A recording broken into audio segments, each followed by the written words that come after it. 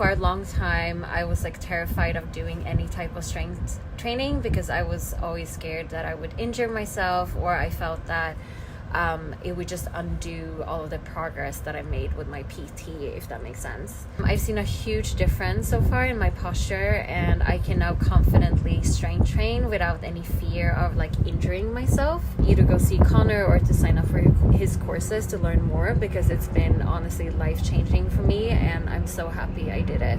Today we're going to talk about Megan, who I knew as soon as she reached out would be a great case study that would be quite relatable for a lot of people on this channel that look at my content. Megan is someone who's dealing with a lot of chronic low back pain, specifically on the right side. And she had tried a bunch of different things, and she eventually wound up going to see a physical therapist who I know and respect very much. As they progressed through the program, they realized that she had some stuff going on within her cranium, specifically within her bite pattern, which was preventing her from making the long-term progress that she was looking for. So they got her in some braces that will help align her jaw and teeth in a better way and also get her airway in a better position. She also is in a pair of shoes and specific custom orthotics that were quite helpful for her as well. But the issue is that she still could never, and I quite literally mean never, work out without back pain. Everything seemed to hurt, and she eventually said, I need to find someone who can help me exercise without pain.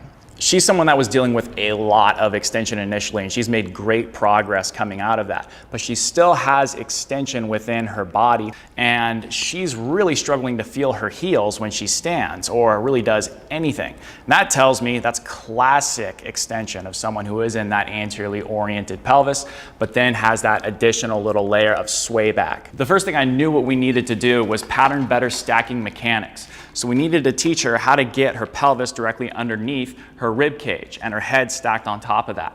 And that is a very common thing I go after on day one with a lot of my clients. Getting in more of a neutral position will allow them to then express other ranges of motion and move into other positions more effectively.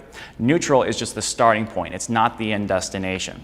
A lot of what extension does is it helps us point our hip sockets down into the ground.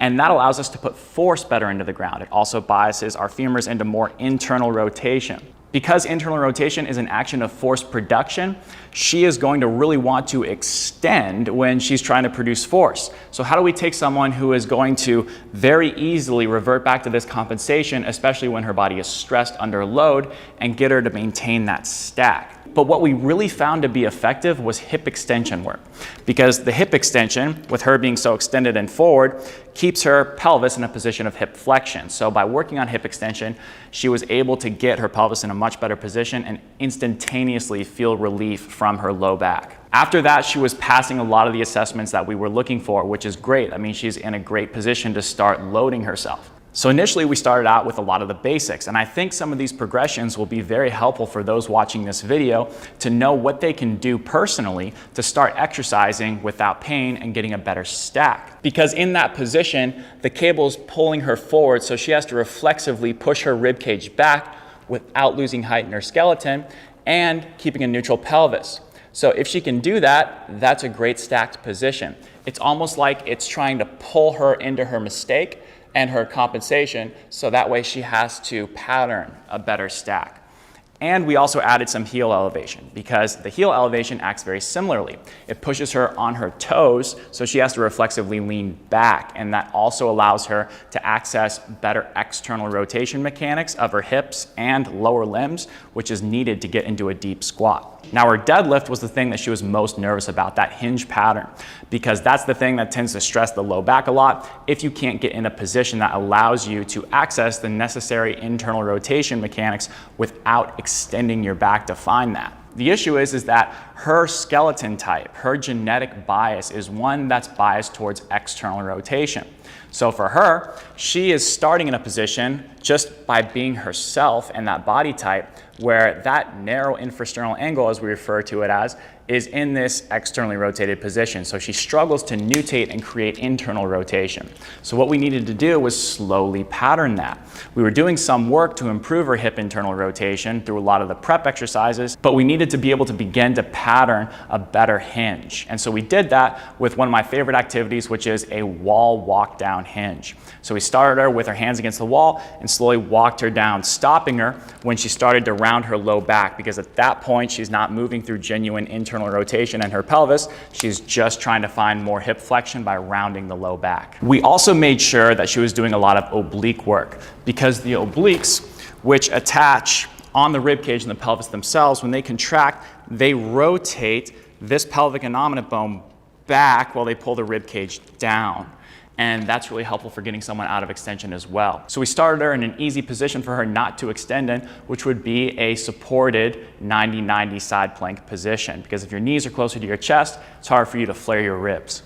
A lot of the basic presses and pulls that I work with initially are these, because that's going to put her in a position where she can't, again, flare the ribs too excessively. If she has her feet up on that bench, she can keep her ribs down, and she can do that much more effectively rather than your traditional bench press, which is just flare the ribs, extend the back, press like this, but that's not conducive to success for someone like this. Now, as we work together more and more, you start to understand more about the person and what helps them feel good. What we found for her is that integrating exercises that combined both the right glute max, pushing her from right to left, and the left abs pulling her into her left side, were the types of exercises that gave her significant, pretty much 100% pain-free movement. Because the reason she was feeling right low back pain is because, yes, she was forward on both sides, but she was also leaning on her right side more. So she was overloading the right side, so to speak. So her right low back was getting compressed because she couldn't push out of it effectively.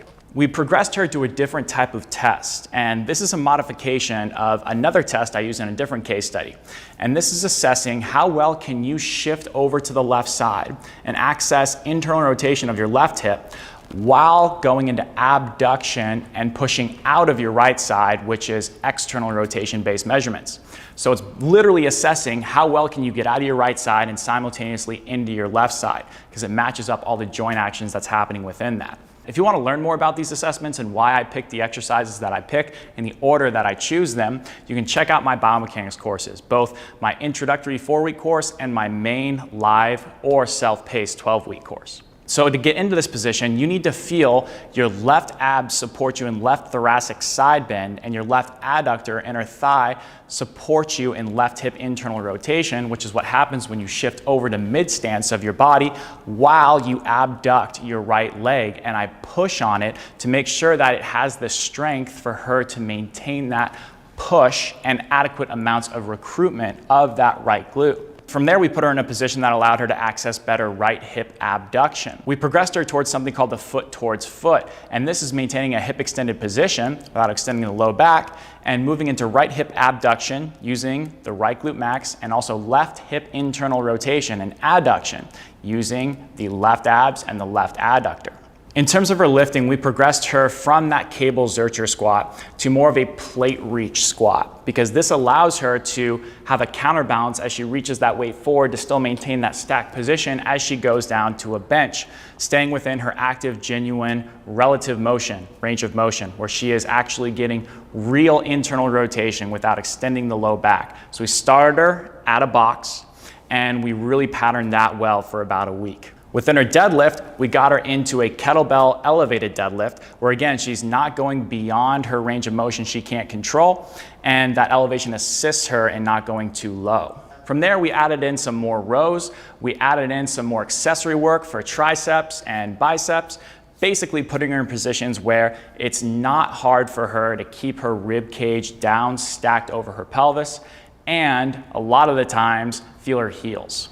Now in the 3rd week, we started to do more trap bar deadlifts. This is a really good exercise for someone that tends to overextend, because a barbell conventional deadlift is more forward, and when you pull that weight, it's really easy for you to go onto your toes and extend too much. So a trap bar deadlift allows her to stay back. We progressed her squat to a dumbbell Zercher squat. So by holding the weights right here, same principle as that cable Zercher squat, she's able to push her rib cage back and maintain that stacked position. We also had her do split squats, and we like to use a right arm load a lot of the times for people that are lateralized to the right side, because If you have a weight in one hand, you're going to reflexively turn away from that side to counterbalance yourself. So if I have a weight in my right hand and my left leg is forward, I'm going to naturally want to turn towards that left side and shift into internal rotation. If I have a weight in my right hand and my right leg is forward, I'm still going to turn away from it, and I'm going to promote more turning away, which is external rotation based. Finally, we got her in the 4th week going into a Hatfield squat. I really like the Hatfield squat because you can load this thing pretty heavy, but still use the rack support to stay upright. You're basically trying to use as little contact of your hands on those racks as possible, but still enough to where you can maintain your stacked upright position. And we also took away the box. We got her in a full squat, and she was looking really good. We then continued to load that trap bar deadlift even more. We got her in a staggered stance deadlift position, which that promotes even more internal rotation. So we're basically trying to layer on more and more internal rotation demands to her hinge because she now has easier access of those range of motion and movement options. So we want to be able to make sure she can own them with load. And I'm proud to say that throughout this process, she experienced no meaningful pain when she was exercising whatsoever. And that was really great to see her as someone that was coming from a place of, can I even exercise and lift weights in the first place, to being able to do it more confidently. And now she's off on her own, she can do her own thing, and it was really great to work with Megan. Now, because you stuck around to the end of this video, I know you're likely interested in learning more.